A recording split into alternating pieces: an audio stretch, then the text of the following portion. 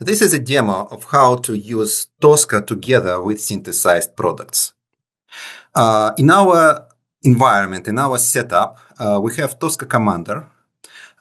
We also have Governor with a number of workflows, with a number of data sources. And we have a legacy application, a system under test. So this is, in our case, a rental shop. Our application is a rental shop. So, and it provides some RESTful API for its business processing. This rental shop this application is actually using some database, underlying Postgres database. But Tosca Commander doesn't have any access to this Postgres database. It's being managed, its test environment is being managed by Governor and TDK instead. And currently, the database is empty. We just created this environment. So if we ask, we call in endpoints to return a list of customers of this system, it returns an empty JSON. So there is no data, no test data, just no data at all. So in order to populate this with test data, we may use Governor. We may run some workflow, which we set up exactly for this. But we also can do this from Tosca. Within Tosca, we have modules and the synthesized folder. And the first one is called run workflow request and response. So the parameter of this module is workflow identifier. And by running this module, we may initiate the workflow execution on Governor side. Let me demo it. So the first script is data preparation. If we run it, so whilst being executed, we may go to run history here, and we may see that actually this workflow is being executed. And we may also go here and see, look at the progress which is happening. We may see all the diagnostic messages. There is also all the audit logs, when it was called, by whom, and stuff. And the execution has been successful. So we actually checked in the end that the workflow run status is completed. And it's green. This means that the TDK workflow actually executed successfully. So what does this mean? This means that now we have test data on our test environment. If we rerun this endpoint, now we see lots of customers on the database returned by our API. Okay, with test data, we now may write some tests. And the thing that we want to test is the main business process, right, which is actually renting out some item. To rent out an item, we must call this endpoint, this post endpoint, and we must provide this JSON with 3 parameters: inventory ID, customer ID, and staff ID. But this cannot be just any random numbers. They must be real identifiers of real entities in the system. But these entities, they have just been generated by TDK, and Tosca has no access, and it has no idea of what these identifiers are. So what do? The next step that we do is we retrieve this data via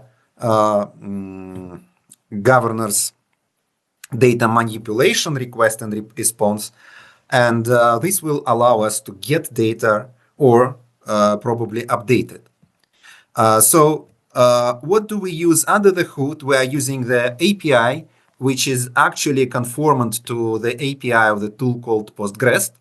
Well, generally, it's the same API. The difference is that it supports not only just Postgres database, but every database which is supported by TDK tool. But actually,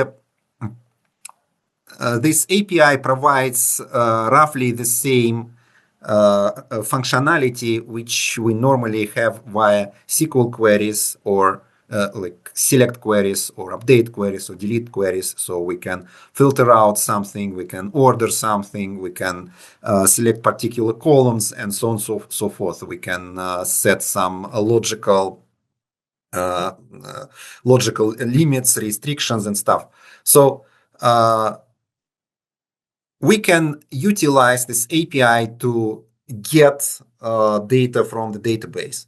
And in our example, in our model example, we want to test a rental process, but not for just any customer or just any staff member, but we want the first name of the customer to be Mary and the name of the staff to be Duncan. It's just because in our demo database we don't have any other like many attributes to filter on, but normally you would like to filter on not on first name, of course, but on age or geographical region or category or whatever. But these are only like first name is the only attribute that we currently have in the database. So what do? We do 3 retrievals via Governor API: retrieve inventory, retrieve customer, retrieve staff. And then we call the system under test in the final step, which is create rental request. So this is not under synthesized category, it's for rental application category. And this is actually the system under test. And we provide these 3 parameters: inventory ID, customer ID, and staff ID from buffers, which we actually saved from the previous execution. So let's run it and see how it works. So we are making 3 queries via Governor to the database, and then we are doing the test itself using the test data provided by these queries. So it's success. So everything is green, which means that create rental response had status 201, which is what we expected. If we look deeper into the execution, so for example, save customer ID to buffer. So at the point where we're getting customer ID, we see on the log the following: buffer with name customer ID has been set to value 15. And this value 15, this 15 is what we actually needed from Governor, right? Because we otherwise we didn't know what to provide as customer ID here in this parameter.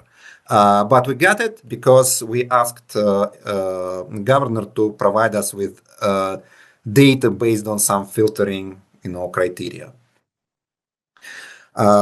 Okay, so this was the demo of how synthesized products can be used to prepare test data for Tosca tests, and how this test data can actually be used within Tosca tests.